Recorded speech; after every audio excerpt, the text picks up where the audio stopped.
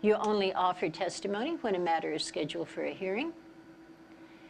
And time is very short. There's typically 48 hours notice for a hearing to be, a hearing notice to be posted for an event to happen. And then you generally have to have your testimony in 24 hours in advance. So there's a really quick turnaround time. At the bottom of a hearing notice, you will find the instructions for submitting your testimony, and this includes perhaps you have ADA issues, you might need a signing interpreter, and the information on how to arrange those is there. In addition to the ways that people can submit their testimony. This says paper, fax, email, and web. I'll mention that email testimony began in the public access room back in 2000 or 2001 when somebody just started sending us testimony at one point. As far as I know, we're still the only state in the nation that has email testimony, and we get tens and tens of thousands of pieces of testimony in the course of a session.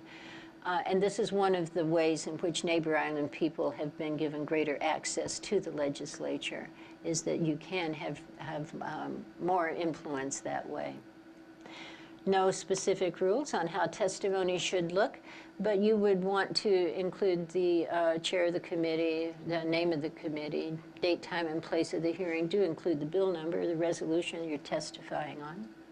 Tell them who you are and what your position is. And there used to be a gentleman at the Capitol, David, and every time David made his testimonies, he would sit down and say, I'm David so-and-so, a such-and-so organization with 5,000 voting members in the state of Hawaii. And so everybody knew when David sat down, there were 5,000 people backing up what he had to say. And so make sure that the legislators know that you are part of a group if that's mattering to you.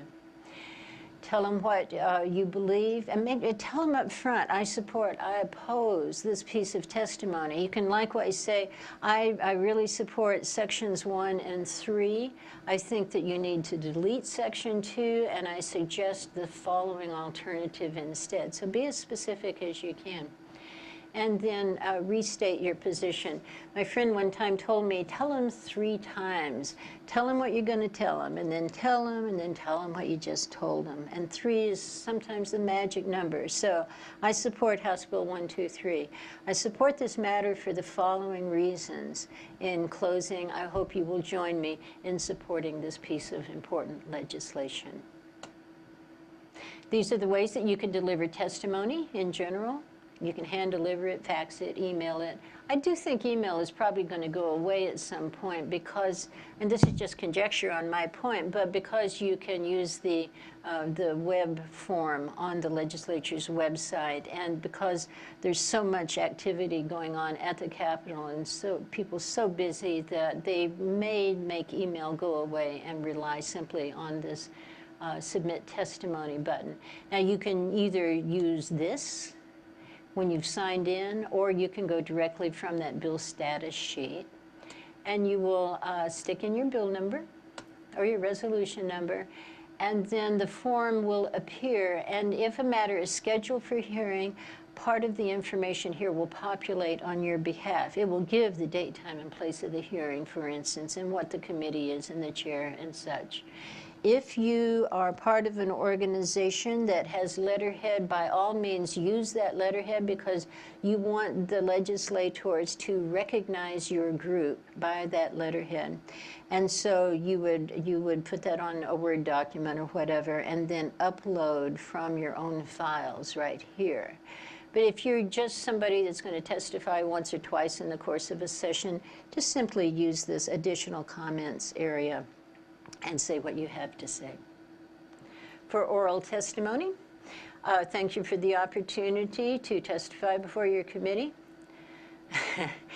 This is who I am, David, of such-and-so organization with 5,000 voting members. I support, I oppose. I have to tell a story that I tell almost every time I do this presentation. This is a true story. When I was clerk for the House Energy Environmental Protection Committee in 1995, we were all sitting there taking notes, and this fellow came up to testify on whatever the bill was, and he was this grumpy old guy. And he sat down at the hearings table, And the first thing he did was pound his fist on the table, and then he said, and this is a quote, "I know you're all a bunch of damn crooks. Well, let me tell you what you're going to do." And it's like, oh my God, everybody in the room wanted to crawl under the table. His bill died. Son of a gun. So, you know, a little courtesy does go a long ways. And don't tell them they're all a bunch of damn crooks, because they're not. And yes, sure. On the comment block on the screen before this, is there a limit on the number of lines, or if you're going to write your comment right in the box? No. No more? No, no, Oh, okay. there's no real limit, although if you're going to write a big bump. Yeah, yeah, it's an excellent question. So, okay, we're back to not telling them they're all a bunch of damn crooks.